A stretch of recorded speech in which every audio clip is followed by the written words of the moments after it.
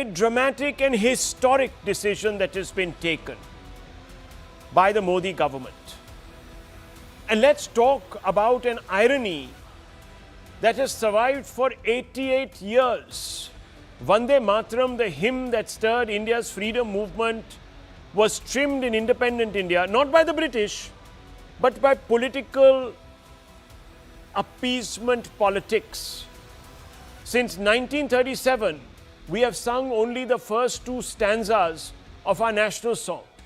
Not because the Constitution demanded it, not because the courts mandated it, but because a political compromise was struck after objections were raised by the Muslim League under Muhammad Ali Jinnah.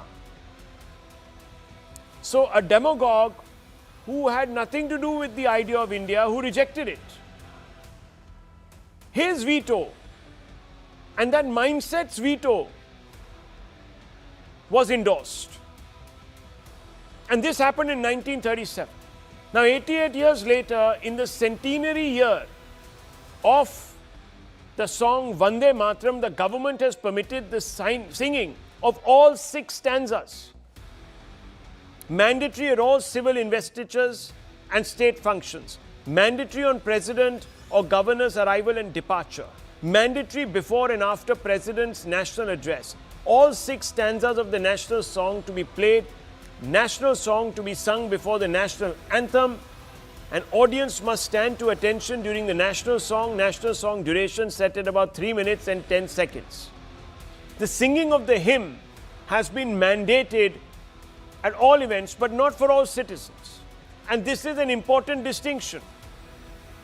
Special government events, civilian honor ceremonies, Padma awards, schools, events attended by the president, official state functions, cinema halls.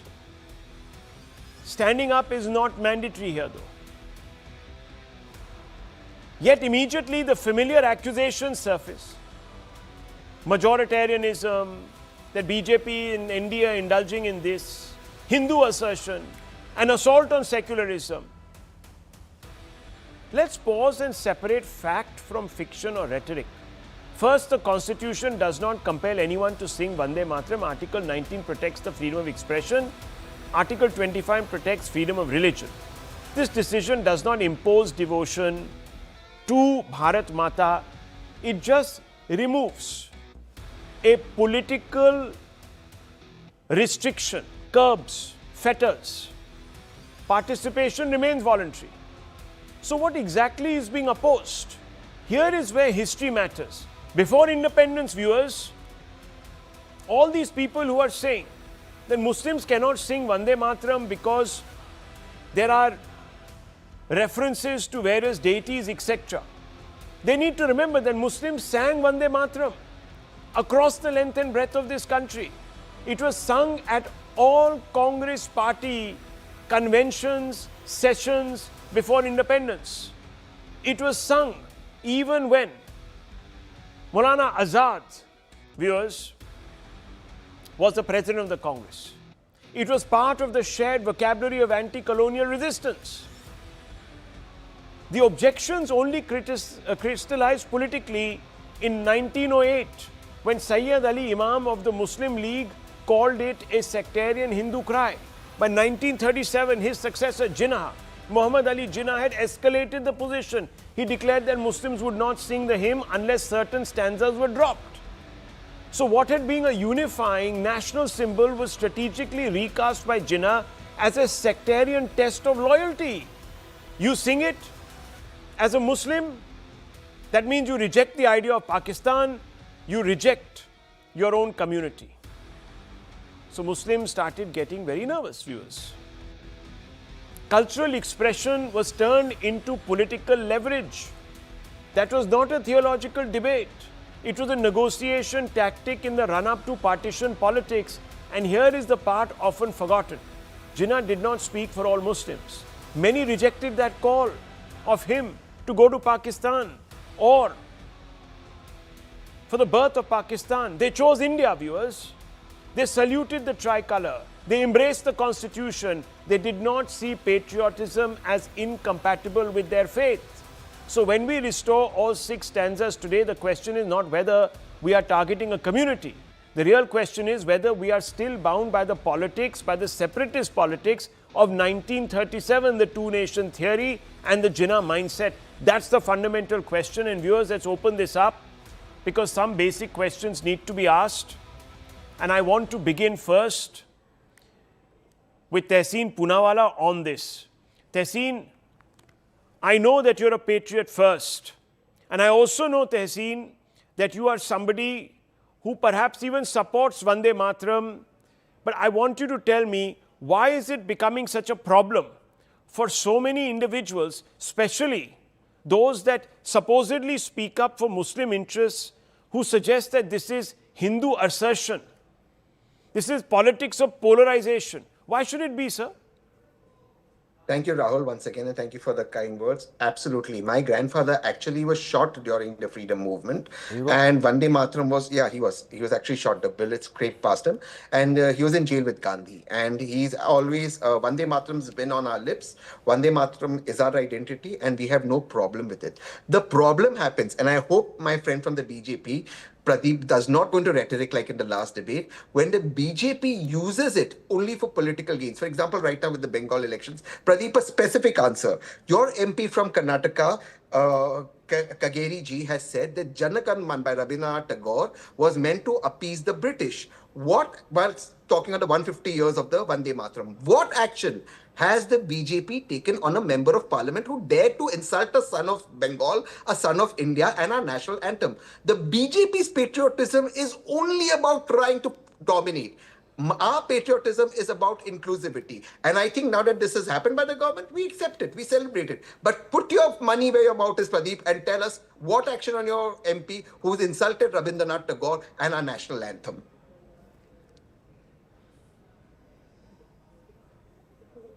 Mr. Bhandari, you want to quickly respond to that? Okay, I don't know if we can. Rahul. Yeah. Okay, go ahead. Yeah. Yes, I heard that. Let me just answer that by quoting somebody. And I quote, if they say that I should read it all with all the 6 stanzas included, then I will not be able to read it. Because my religion does not permit me, I will do sajda there. There is no problem in doing sajda, I will do sajda there. Quote, their only objective is to spread confusion among people. Quote, in the first stanza of Vande Mataram, it speaks about the nation, but later it refers to deities. All I am referring to is Imran Masood, Abu Azmi, Ajay Rai, Hussain Dalvi. None of these individuals have been either suspended, removed from the Congress party, and Rahul Gandhi not openly has come out and said that he backs the entire Vande Mataram. In fact, they call the entire Vande Mataram as communal. So I don't need lectures from those who have historically sold India's interests and those because of whom the partition took place. So Mr. Poonawalla, please first train your party, then giving us lectures on some specific argument, on a specific case where the respected individual has already apologized. And I don't need lectures from you on Rabindranath Tagore because you tied up with Trinamool Congress, which demolished the home of Rabindranath Tagore in Jora Sanko. So first ask Rahul Gandhi to accept. First, ask Rahul Gandhi to apologize for Jawaharlal Nehru's failure. And you need to answer that. No, when Rabindranath Tagore,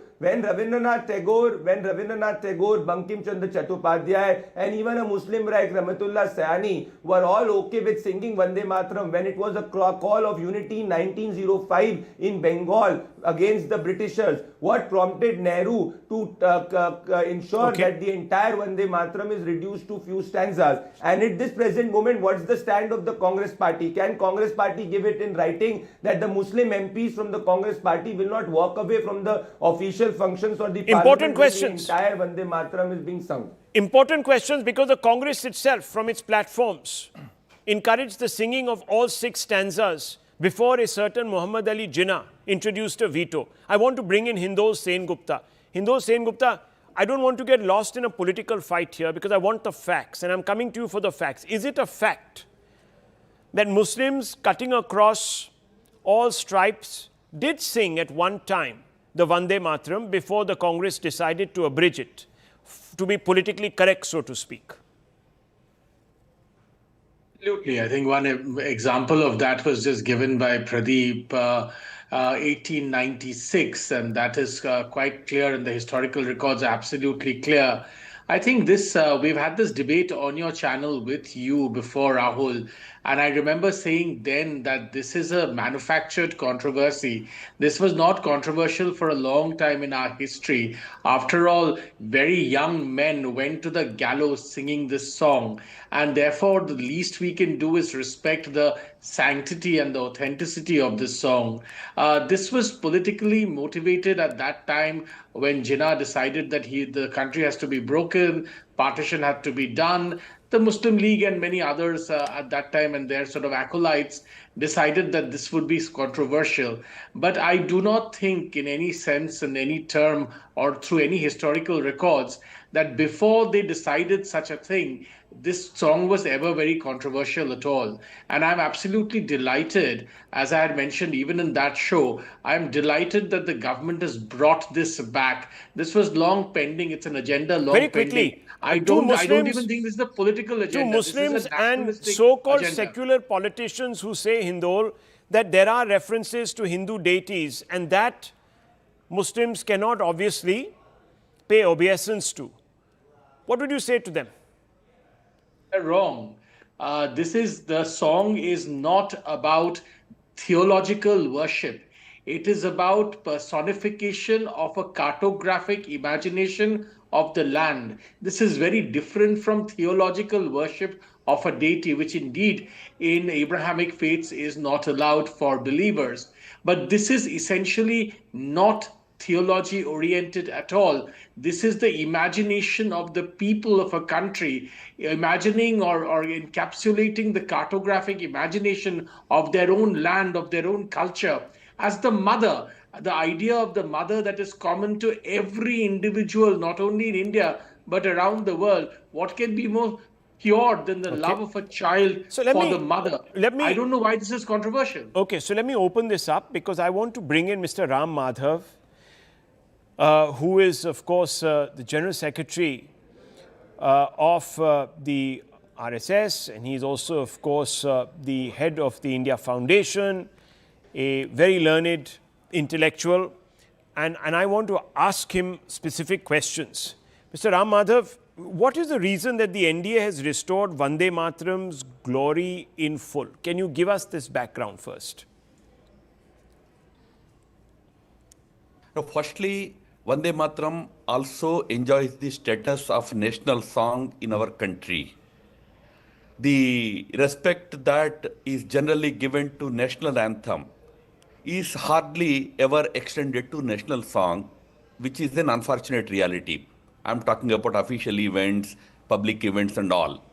First of all, we have to accord the same status to national song, which is Vande Mataram in our country.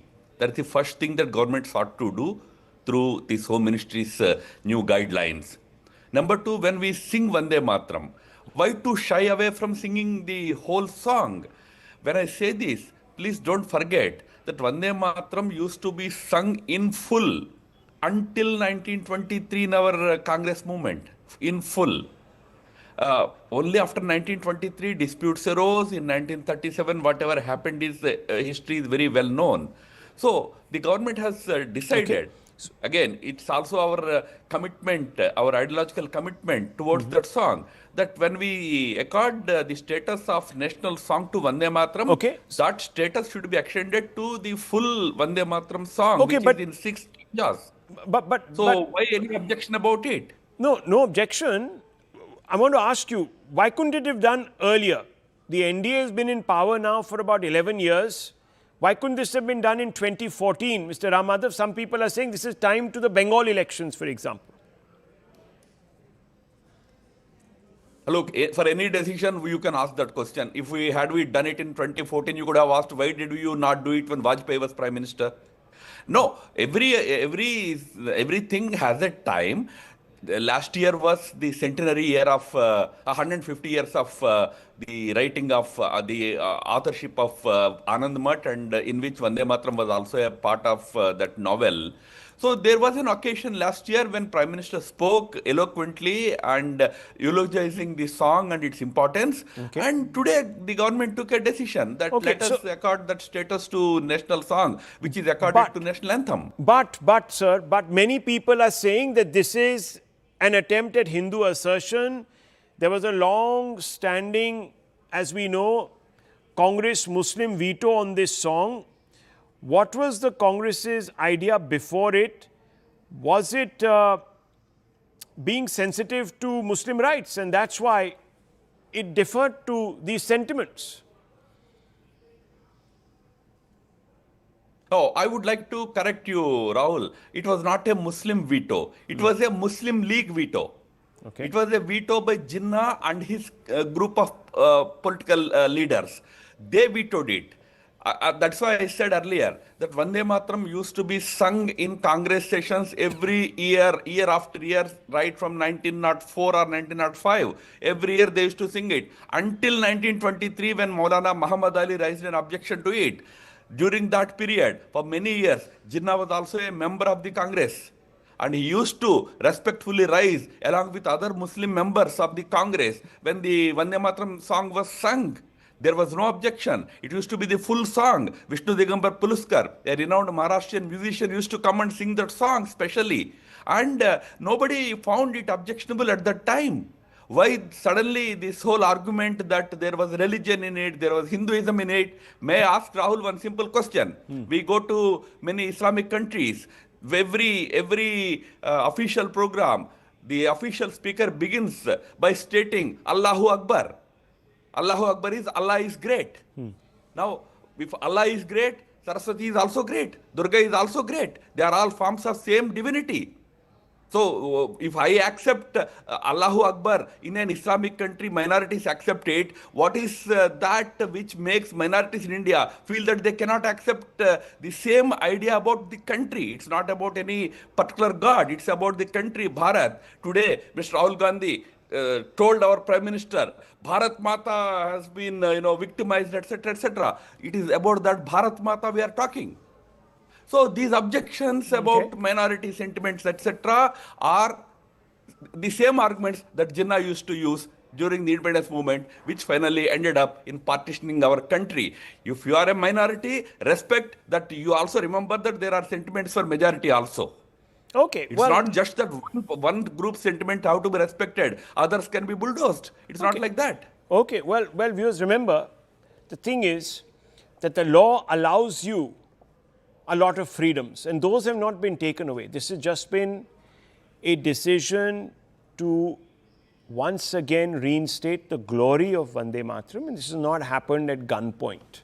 So let's just keep that in the back of our heads, viewers. It's an important day in the movement to reclaim India's civilizational rights.